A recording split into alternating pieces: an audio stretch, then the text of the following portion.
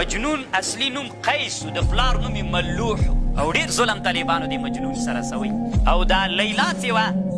دواړه د یو قوم خلک ول هغه هم عامري وو په قوم دا هم عامریه وه د دوی دا مینه څنګه پیدا سوله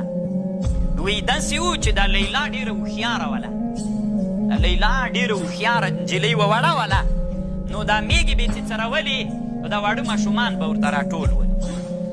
او نقلونه او کیسې به یې کولې نو مجنون ته به یې ډېر خوند ورکاوه دې طالبانو د دوی دواړو مینه سوله واړه ول میږې دواړو څرولې بس د دې وړکیتوب نه د دوی دواړو مینه پیدا سوله بیخي نادره مینه یې سوه د هغې زمانې نه دا مینه داسې په زړونو کې ترارو کا او غټېدله تر دې پورې چې کله لیلا غټه سوله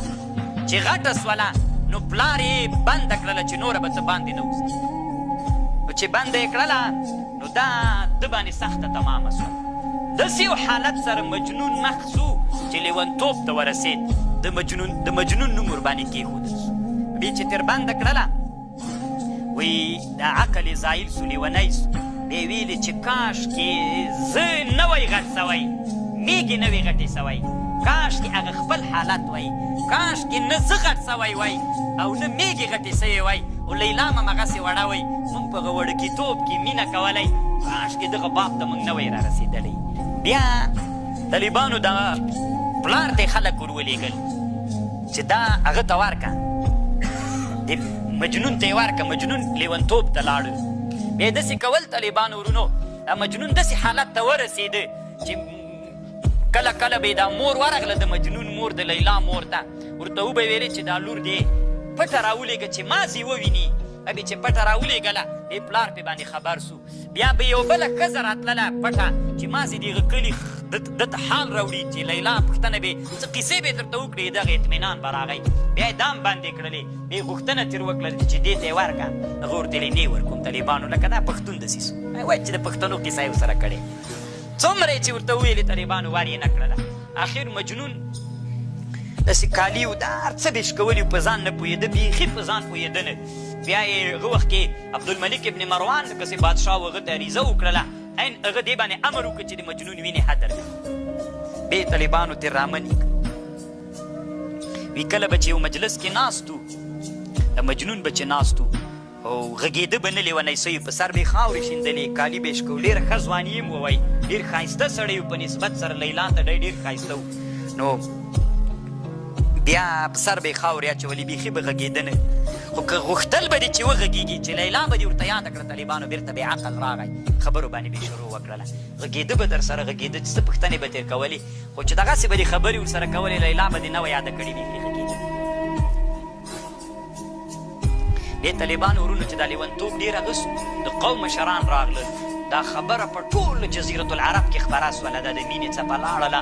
ښځو انسانانو خلک خبر سول نو بیا د قوم یې راغی ډېرې زارې پلار ته وکړلې نه یې ځکه د ما به نوم داسې اغسي چې معشوق ته یې څوک عاشق ته یې لور ورکړي عین طالبانو یې موږ جاهلیت ده که نه دې ټولنه کې هم طالبانو هم داسې ده که نه بیا طالبانو ورونو قوم ورته راجګ سو بیا یې ورته ویلې مکې ته به یې بوځه حج ته یې بوځه کیدی سي الله عز وجل یې ښه کي ولته بیت الله ته ورولله نو چې بیت الله ته یې وروسته نو پلار یې ورته ویلې ګوره چې بیت الله نه دې طواف کو الله نه به بښنه غواړې نو دا دعا به کوې دا خو لیونی سوي دا دعا به کوې دا دعا کوې چې بیت الله نه طواف شروع کړي نو الله ته یې وویلې دا شعر داسې چې الله پاکه ما ته لیلا راکړه انسانان توبې ته راغلي خو زه لیلا غواړم که دې لیلا راکړله یا به زه داسې توبه درته وباسم چې نور انسانان به بیخي هغسې توبې نه باسي خو زه الله اول پلار ورته ویلې مه غواړه دا دعا کوه ده ورته ویلې هغه یې نه دا دعا وکوي نه دا دعا نه کوم دې طالبانو حج ته راوستلي وو بیا چې مینا ته لاړو نو په مینا کې بېرته لږ څراښه غوندې سو وی چا غږ وکړه په دې مینا خیمو کې یو چا غږ وکړه لیلا داسې غږ یې چې وکړه وایي دی بېهوشه سو بېرته راوغورځېده بله لیلا وه طالبانو هغه هم ښځې لیلا ځکه هلته خو ډېر انسانان خیمې وهلي وي وایي چې بېهوشه سو بېرته په مخ باندې اوبه ور وپاشلې بېرته راغلې بیا یې پلار داسې حالت ته راوسته ستې هغه خصوصا چې بادشاه فیصله پرې وکړله بیا یې زنجیرونو کې وتړل زنجیرونو کې چې وتړه داسې لیونی سوی و داسې به یې خوله په دغه ولګوله داسې به یې غوښې خپلې راښکوله داسې حالت ته ورسېده خپل ځان به یې وهه په دشتو کې به همداسې لوڅ ګرځېده په یو وخت کې خبر سو چې لیلا یې ورکړله دا په ده ډېره سخته وه نو کله چې شپه تېره سوله د دې زوم کور ته راغی دا کوم سړی چې د لیلا سره چې واده کړی ده ته راغی ورته یې وایي څه پوښتنې درنه کوم راته ووایه وی لیلا سره دې واده وکړو د هغې ورته ویلی نو وی څه پوښتنې تېر کړي یا زه مناسبې نه بلم دی او یوه خبره یې دا ده وي د لیلا زلفې دې مسه کړلې بېګان هغې ورته ویلي وو ستي طالبانو بیا رابېوه شو سو وغورځېد وایي داسې اور بل و دا پوښتنه یې چې تېر کوله وایي اور بل و سکروکې وي وایي پوښتنه یې تېر نه کوله مېړنې چې پوښتنه کوله چې د لیلا په زلفو کې دې لاس وپده هغه ورته ویلي وي دا سکروټ یې داسې راواخېسته طالبانو داسې لاس کې کلکه ونیوله وي داسې وغورځېده بیا مې وشو بیا همالته دشته کې اوسېده وایي کوزه وه ورسره دې کوزه کې به یې اوبه ورلله ډوډۍ به یې وروړله بله ورځ ته همغلته مړ بس مړ سوی بیا یې وایي راوړ غسل یې ورکړ او دفن یې کړ او ښځو سخت پې باندې وزړل ځوانان هم پې باندې وزړل او ویښتان یې ډېر اوږده سوي ول او داسې سوی و چې لږه حیواناتو سره یې مینه او الفت پیدا سوی و کوم حیوانات به چې هلته دشته وي